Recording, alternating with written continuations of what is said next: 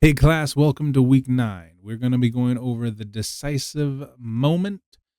And just a heads up, this is going to be a extra credit assignment.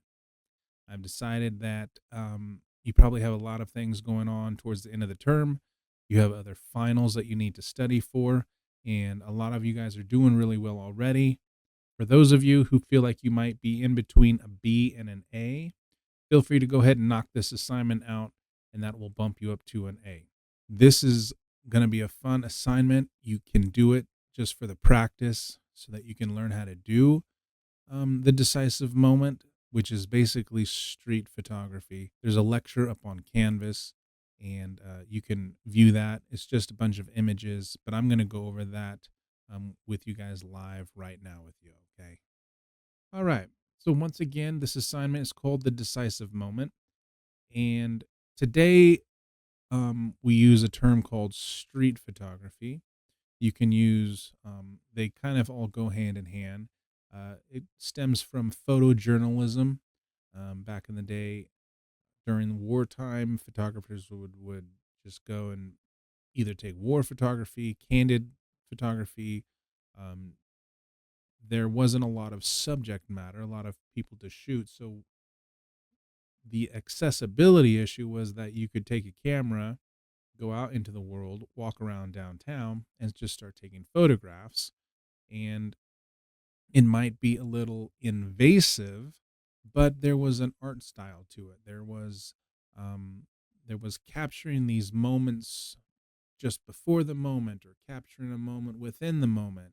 There was times when you capture a moment in time that was at its peak um, of action. Okay. Um, the term decisive moment was coined by Henri Cartier-Bresson. He's a French photographer, and he wrote a book in 1952 called Images on the Run. And he had a really vast portfolio of work in there that was based around photojournalism. And it was about taking pictures in the dynamic world, how things were evolving during the time. He used the term decisive moment in a very specific meaning. We've kind of warped or muddied down that terminology in today's day and age by using um, different ideas as to what he was going for. But I like this quote that he said, and I'm going to read it for you right now. I prowled the streets all day, feeling very strung up and ready to pounce, determined to trap life, to preserve life in the act of living. Above all, I craved to seize in the confines of one single photograph the whole essence of some situation that was in the process of unrolling itself before my eyes. Okay. And that will make some sense as we start to look at some of the photographs that he took. He would capture this bicycle cutting down this alleyway, and he was up on the stairways. Um, some people use the term decisive moment to relate that to like the peak of action in a moment. And that's not exactly true. It has a lot to do with the actual framing and the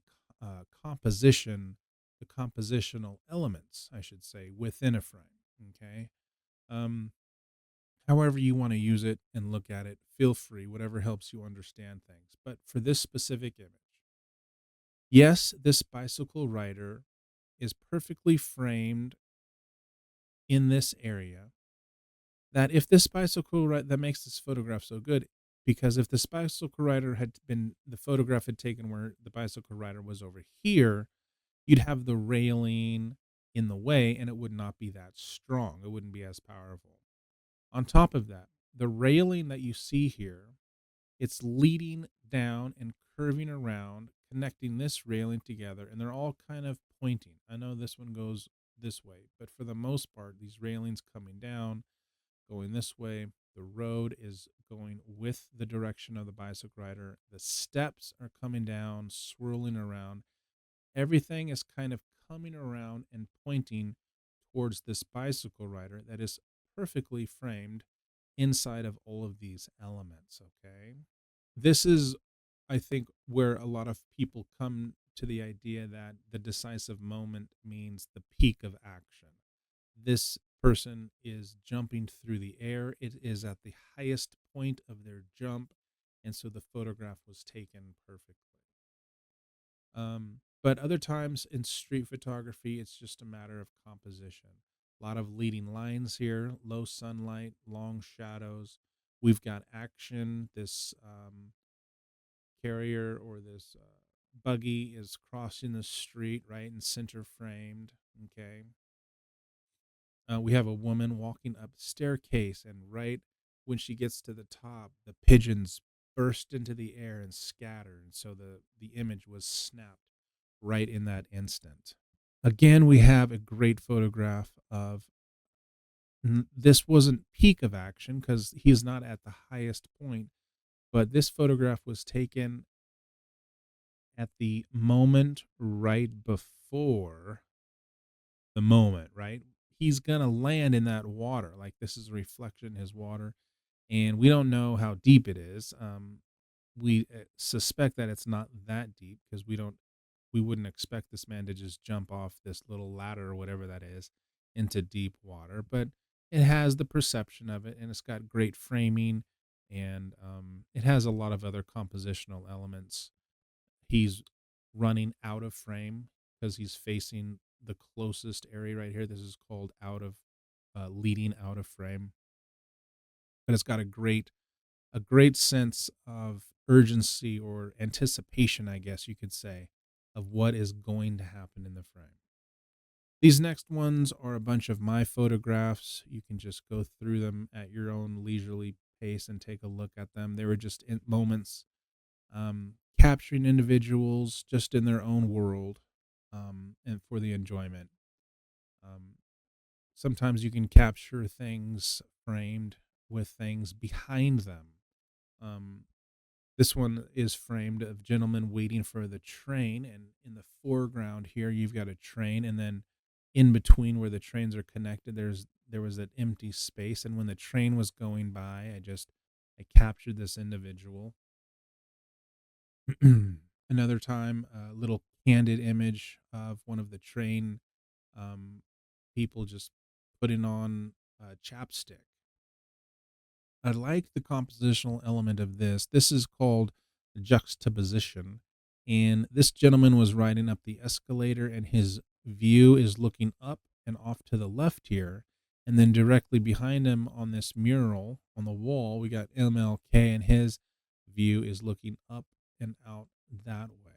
So I really like the juxtaposition of that photograph. We have a framing element here.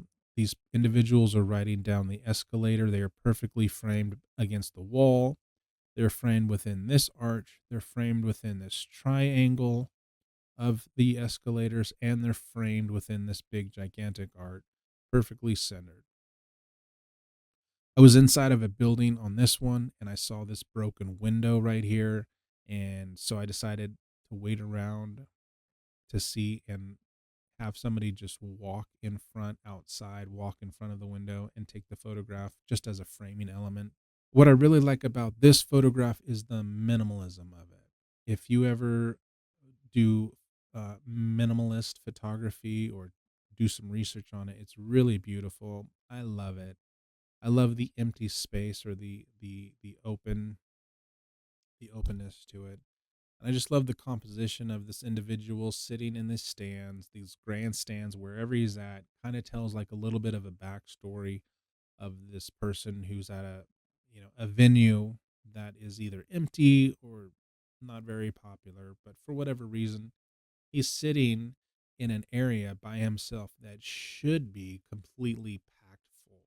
And I just love the thought behind what is going on, what could be going on. Maybe the event hasn't happened yet, or maybe the event is over. Whatever the case is, it just creates a really great composition. Um, all right, that is the end of my slides. So, again, This assignment is an extra credit assignment for those of you that are struggling between a B and an A. Next week, we're going to have our final. It's going to be very informal. Uh, it's probably going to be me on a video asking you guys questions. Feel free to pause it, and then answer the questions.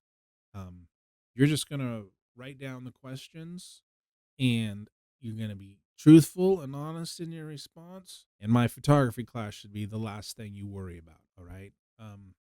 I hope you guys had fun this week. Good luck. I hope you guys do get out and at least attempt this assignment just for the sake of getting out there and seeing what you guys can do. Once you capture something like that and you frame it right and you look at it in black and white, it's just it becomes a really beautiful photograph. So feel free to do that. Post it. Make some comments with each other if you guys want to. Other than that, have a great week. Get out there, have fun, if you got the time. And good luck. We'll see you guys next week. All right.